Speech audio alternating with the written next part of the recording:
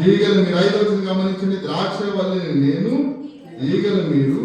ఎవడు నా యందు నిలిచిండునో, నేను ఎవని యందు నిలిచిండునో వాడు బహుగా ఫలించును. 2 సార్లు చెప్పాడు యేసు ప్రభు. మీరు మాత్రమే నిలిచిండని చెప్పలేదు. మీరు నా యందు నిలిచి ఉంటే నేను మీ యందు నిలిచి ఉంటా.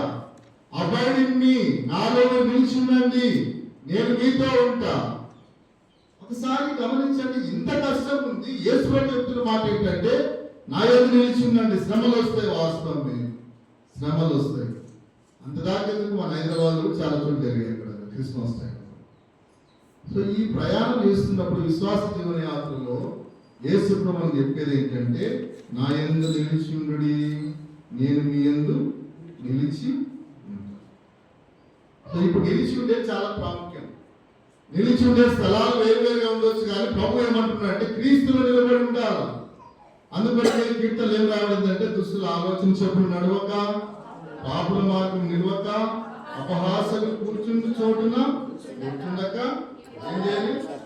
యెహోవా ధర్మశాస్త్రమును దివారాత్రము దానిని ధ్యానించుటకు ధన్యుడు అంటారు.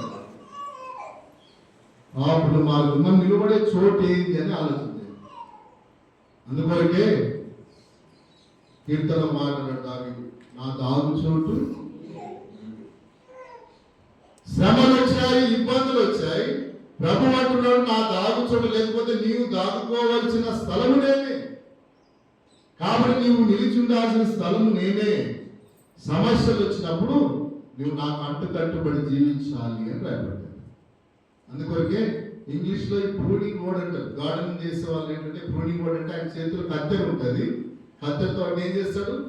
కట్ చేసి దాన్ని సరి చేస్తాడు. కట్ చేసినప్పుడు కొన్నిసార్లు బాధ కలుగుతుంది.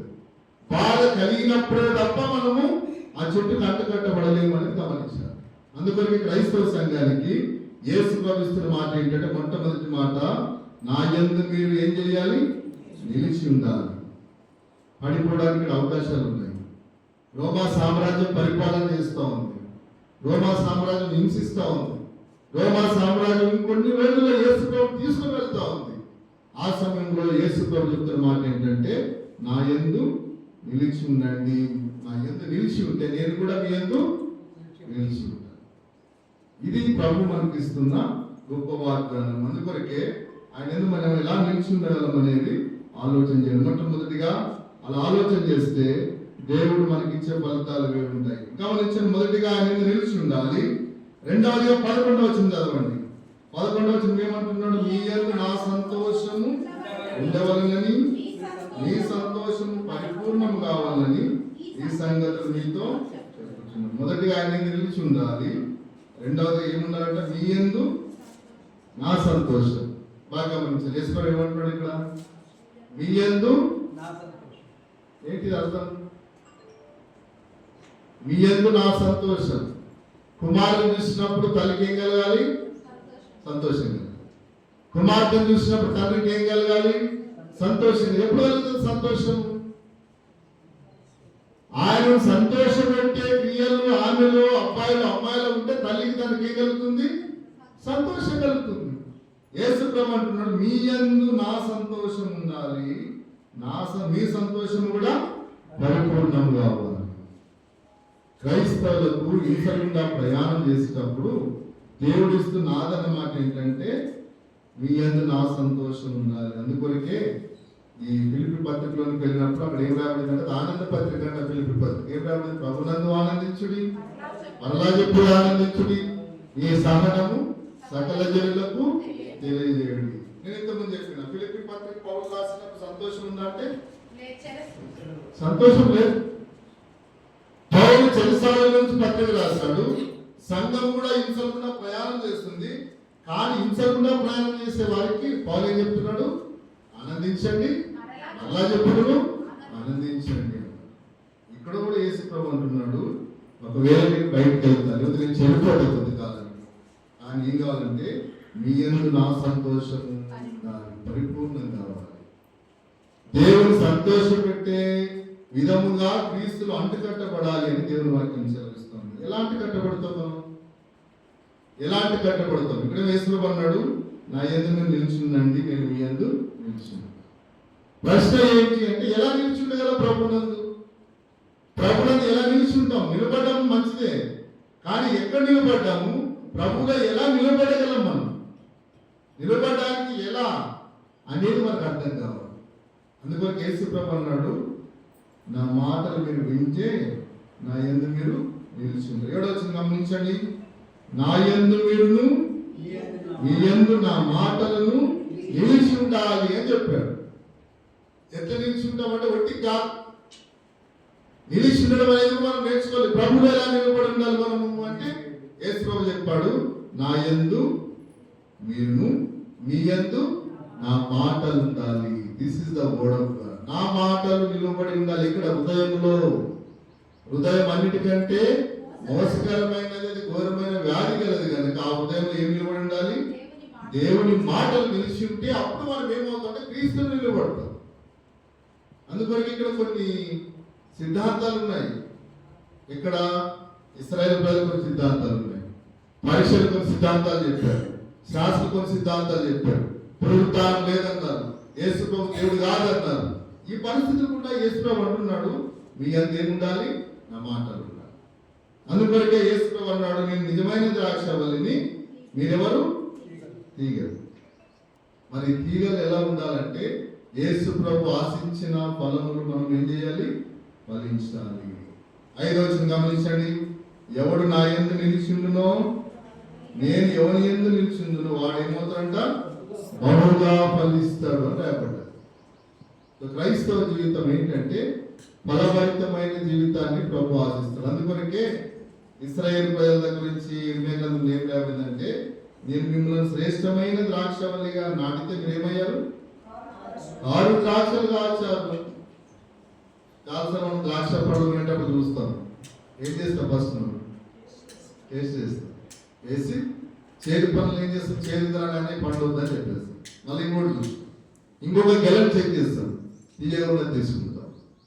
యేసు ప్రభు ఈ వనంలో, ద్రాక్ష వనంలో శ్రేష్టమైన ద్రాక్ష చెట్టు నాటినప్పుడు విశ్వాసం ఫలించే విధానం వేరువేరుగా ఉంటుంది. అందుకొరకే శ్రమలు గుండా వెళ్తున్నప్పుడు కూడా యేసు ప్రభు మనతో మాట్లాడే మాట ఏంటంటే, నా యందు నిలిచి ఉండండి. మొట్టమొదటిది నిలిచి ఉండాలంటే ఏం చేయాలి? ఆయన మాటలు మనం వినాలి. ఎలా వినాలి? గమనించండి. 14వ అధ్యాయము 23వ వచనం 24వ వచనం. యోహాను సువార్త 14వ అధ్యాయము. ఓకే, వాడు నా మాట గైకొనును, అప్పుడు నా తండ్రి వారిని ప్రేమించును, మేము వారి యొద్దకు వచ్చి వారి యొద్ద నివాసం చేతుము. నన్ను ప్రేమింపని వాడు నా మాటలు గైకొనడు. మీరు వినుచున్న మాట నా మాట కాదు, నన్ను పంపిన తండ్రిదే. అంటూ కట్టబడడం అంటే ఇది ఏంటి అనగా, ఆయన మాటలు వినాలి, ఆయన మాటలు మన హృదయంలో ఉండాలి. అందుకని కేసు అన్నాడు, ఒకడు నన్ను ప్రేమించిన ఎడల వాడు ఏం చేస్తాడంట? నా మాట గైకొనును. వాడు నా మాట గైకొన్నప్పుడు మేము వారితో నివాసం చేస్తాం. నేను నా తండ్రి, అక్కడేం రావడం బహువచనం ఉంది, నా తండ్రి వారిని ప్రేమించును, మేము వారి యొద్దకు వచ్చి నివాసం చేస్తాం. మేము అన్నది ఎవరెవరు? మేము, తండ్రి కుమార పరిశుద్ధాత్మ ప్రియేక దేవుడు మన మధ్యలో నివాసం చేస్తాం. అందుకొరకే శ్రమల గుండా వెళ్తున్న నూతన విశ్వాసులకు ప్రభువు ఇచ్చిన ఈ మాట ఏంటంటే, నేను నిజమైన ద్రాక్షావల్లిని. నిజమైన ద్రాక్షావల్లిని కనుక మీరేం కావాలంటే తీగలుగా మారాలి, తీగలుగా మారుతూ ఫలించాలి అని రాయబడింది. గమనించండి, అలా మనం ఫలిస్తే కొన్ని ఆశీర్వాదాలు యేసు ప్రభువుకి ఇచ్చారు. ఫలిస్తే ఏంటి మనకు లాభం అని కొన్నిసార్లు అనుకుంటాం. యేసు ప్రభువు నిల్చుంటే నాకేం ఆశీర్వాదం, యేసు ప్రభువు ఉంటే నాకేంటి? శిష్యులకు వచ్చింది ప్రశ్న. ఎవడిగారు యేసు ప్రభువును? శిష్యులు. పేతురు అడిగాడు మాట, ఇదే యోహాను సువార్తలో, ప్రభువా మేము మా అన్ని వదిలిపెట్టి వచ్చాము. ఏం వదిలిపెట్టాము? చేపలు, మా జాలలు, వ్యాపారం, మా కుటుంబాలన్నీ వదిలిపెట్టి ఏం చెప్పావు? నన్ను వెంబడించమన్నావు, నేను వెంబడిస్తాం. మరి మాకేం ఇస్తామని ఏం చెప్పాడు యేసు ప్రభు? పరలోకంలో నా పక్కన మీరు కుడి పార్శ్వను కూర్చుంటారని చెప్పాడు, కానీ ఆస్తిస్తానని చెప్పలేదు, వ్యక్తిగత ధనం ఇస్తానని చెప్పలేదు. తర్వాత ఆయన దీవించాడు. కానీ ఇప్పుడు మనం అనుకోవాలి, లేకపోతే ప్రశ్నించుకోవాలి. యేసు ప్రభు ఫలించమన్నాడు, లేకపోతే ఆయన మాటలో నాలో ఉంచుకోమన్నాడు. ఒకవేళ క్రీస్తులు అంటకట్టబడితే నాకు వచ్చే ఫలితం ఏంటి అన్నప్పుడు 3-4 ఆశీర్వాదాలు ఇక్కడ యేసు ప్రభు ఇచ్చాడు. గమనించండి, 15వ అధ్యాయము 8వ వచనం మొదటి గమనించండి. మీరు బహుగా ఫలించడం వలన నా తండ్రి మహిమ పరిచయపడను. This is the first blessing. దేవుడు ఎవరి ద్వారా మహిమ పరచబడతాడు? మన ద్వారా. అందుకొరకే క్రైస్తవ జీవితాలు అంతా కూడా ఎందుకు ఫలించాలి అంటే దేవుడికి మహిమకరంగా ఉండడానికి ఫలించాలి, మన కొరకు కాదు. ఆ తర్వాత వస్తే ఆశీర్వాదాలు. వాక్యం ఏం చెప్తుంది? యేసుప్రభు ఏం చెప్పాడు ఇక్కడ? మీరు బహుగా ఫలించడం వలన నా తండ్రి మహిమ పరచబడును. ఒకవేళ ఫలించకపోతే చెప్పండి, ఫలిస్తే దేవుడికి మహిమ, మనం ఫలించబడకపోతే దేవునికి మహిమ లేదు, దేవుడి నామానికి అవమానం. అందుకొరకే క్రైస్తవులు ఫలించడం వలన లోకంలో మనం ఏం చెప్తున్నామంటే మనం ఫలించడం ద్వారా, మన ఫలముల ద్వారా దేవుడికి ఏం కలుగుతుంది? మహిమ కలుగుతుంది. అందుకొరకు యేసు ప్రభువు అన్నాడు, మీరు ఫలించడం వలన, బహుగా ఫలించడం, ఒక మాట కాదు, మామూలు ఫలములు కాదు, మీరు బహుగా ఫలించడం వలన నా తండ్రి మహిమ పరిచబడును. ఈ దినం మనం గమనించాలి. 2026వ సంవత్సరంలో మన ఫలముల ద్వారా దేవుడికి ఏం కావాలి? దేవుడికి మహిమ రావాలి. ఏంటి మన ఫలములు అంటే? అవర్ క్యారెక్టర్, మన జీవిత విధానం, మనం జీవించే ఆత్మీయ జీవితం ద్వారా దేవుడికి మహిమ కలగాలి. అందుకొరకే యేసు ప్రభువు చెప్పాడు, మీరు బహుగా ఫలించడం వలన నా తండ్రి మహిమ పరచబడు. ఇది మొట్టమొదటిగా మన జీవితాల ద్వారా దేవుడికి ఇచ్చే గొప్ప ఆధిక్యత.